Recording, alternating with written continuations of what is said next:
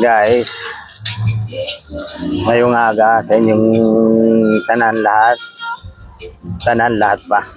Anyway, good morning sa mga nandyan na sa palengke. Kumusta kayo? Lahat na, all the world, good morning. Sino? Ngayon dito naman tayo sa palengke guys. Ang update ko lang sa inyo guys, ang bawang ay nasa 140 na ang kilo dito sa Pating Negros.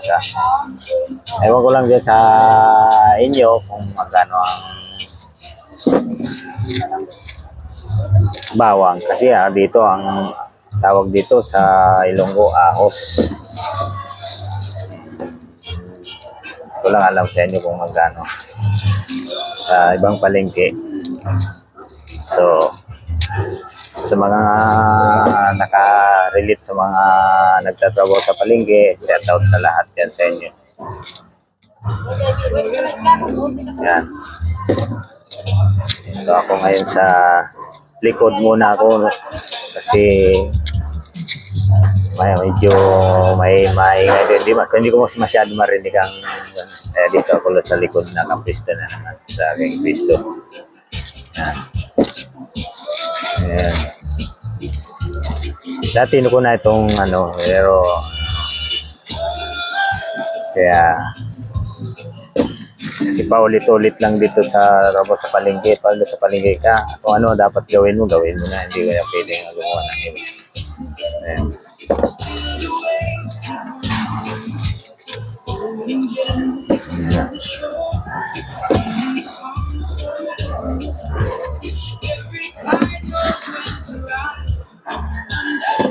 Ang mga taga dyan sa palengke sa bayan ng Donsol, shout out.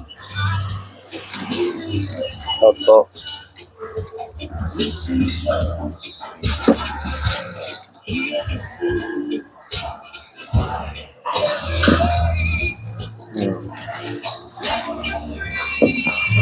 Aga pa dito. Ang oras dito ay nasa alas 5:30 pa lang. Kaya medyo madilim-dilim pa. Kaya pala, ingat-ingat po tayo dahil may bagyo kapalengke. Ingat-ingat po tayo.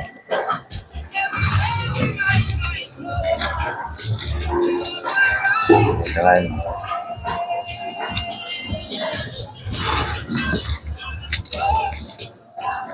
Dapat tayo magsumipag pala para sa